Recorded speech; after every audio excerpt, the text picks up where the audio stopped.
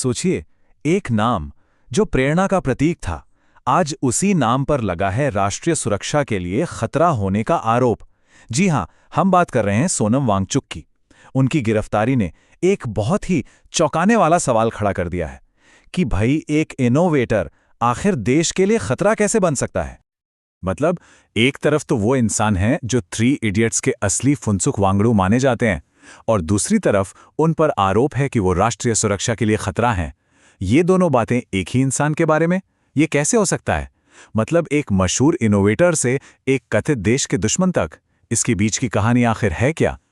तो इस सवाल का जवाब ढूंढने के लिए हमें थोड़ा पीछे चलना होगा। हमें सोनम वांगचुक की उस पहचान को समझना होगा जो इस पूरे विवाद से कहीं ज्यादा पुरानी है, और वो पहचान है एक इनोवेटर की। देखिए, सोनम वांगचुक सिर्फ एक नाम नहीं है, वो लद्दाख में बदलाव का आप कह सकते हैं एक प्रतीक हैं। HAIAL बनाकर उन्होंने शिक्षा में क्रांति ला दी, फिर आइस स्तूप जैसी कमाल की तकनीक से पानी की कमी का हल निकाला। मतलब उनका हर काम लद्दाख की भलाई के लिए ही रहा है। और हाँ, वो हमेशा से पर्यावरण और वहाँ की जो लोकल संस्कृति है उसके एक बहुत मजबूत पैरोकार रहे हैं। तो फिर सवाल यही उठता है कि भाई, इतना सब कुछ करने वाला एक इनोवेटर आखिर सरकार के साथ सीधे टकराव के रास्ते पर कैसे आ गया? चलिए अब जरा उस लड़ाई को समझते हैं जिसकी जड़ें लद्दाख की जमीन में हैं। हुआ ये कि हाल के दिनों में वांगचुक लद्दाख के भविष्य को लेकर एक आंदोलन का चेहरा बन गए। उनको चिंता इस बात की थी कि जो बड़े बड़े कॉरपोरेशंस को जमीन और संसाधन दिए जा रहे हैं वो लद्दाख के नाजुक पर्यावरण और वहां की सदियों पुरानी जीवन शैली को हमेशा के लिए खत्म कर देंगे। और बस इसी खतरे को देखते हुए उन्होंने शांतिपूर्ण तरीके से अपनी आवाज उठाई थी, विरोध शुरू किया था।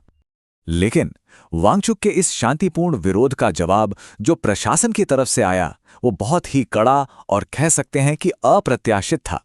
अब देखते हैं कि प्रशासन ने अपने इस एक्शन को सही ठहराने के लिए क्या कहा। तो प्रशासन का ऑफिशियल स्टैंड क्या था? उनका कहना सीधा और साफ था कि सोनम वांगचुक की जो गतिविधियां हैं वो इलाके की शांति और कानून व्यवस्था के लिए एक खतरा बन सकती हैं, और इसी चिंता को उनकी गिरफ्तारी का बेस बनाया गया।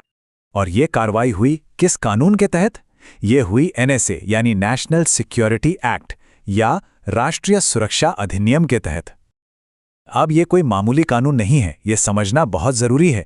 ये कानून सरकार को एक बहुत बड़ी असाधारण शक्ति देता है कि वो किसी भी व्यक्ति को जिसे वो राष्ट्रीय सुरक्षा के लिए खतरा मानते हैं बिना किसी मुकदमे के लंबे समय तक हिरासत में रख सकते हैं। अच्छा, अब जैसे ये गिरफ्तारी हुई, इसने तो जैसे आग में घी का काम कर दिया।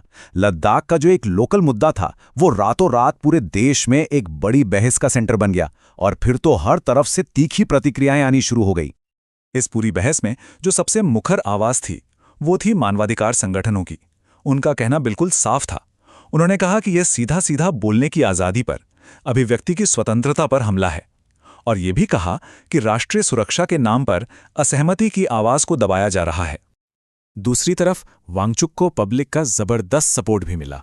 उनके जो समर्थक हैं उनका मानना है कि ये जो गिरफ्तारी हुई है ये लोकतांत्रिक मूल्यों के एकदम खिलाफ है। सोशल मीडिया पर #रिलीज सोनम वांगचुक ट्रेंड करने लगा, और सिर्फ ऑनलाइन ही नहीं, देश के कई हिस्सों में खासकर पर्यावरण कार्यकर्ता और स्टूडेंट्स उनके समर्थन में सड़कों पर भी उतरे। तो मतलब लद्दाख से जो एक आवाज उठी थी वो अब पूरे देश को एक बहुत ही बुनियादी सवाल पर सोचने के लिए मजबूर कर रही है। सवाल ये है कि राष्ट्रीय सुरक्षा और लोकतांत्रिक असहमति, इन दोनों के बीच की जो पतली सी लाइन है, जो महीन रेखा है, वो आखिर खींची कहां जानी चाहिए? और यही बात हमें इस कहानी के सबसे बड़े सवाल पर लाके खड़ा कर देती है। क्या ये जो कदम उठाया गया वो वाकई राष्ट्रीय सुरक्षा के लिए जरूरी था, या ये सिर्फ एक ऐसी प्रभावशाली आवाज को चुप कराने की कोशिश थी जो सिस्टम पर, व्यवस्था पर सवाल उठा रही थी? अब इस सवाल का जवाब जो भी होगा वही इस पूरे मामले का भविष्य तय करेगा।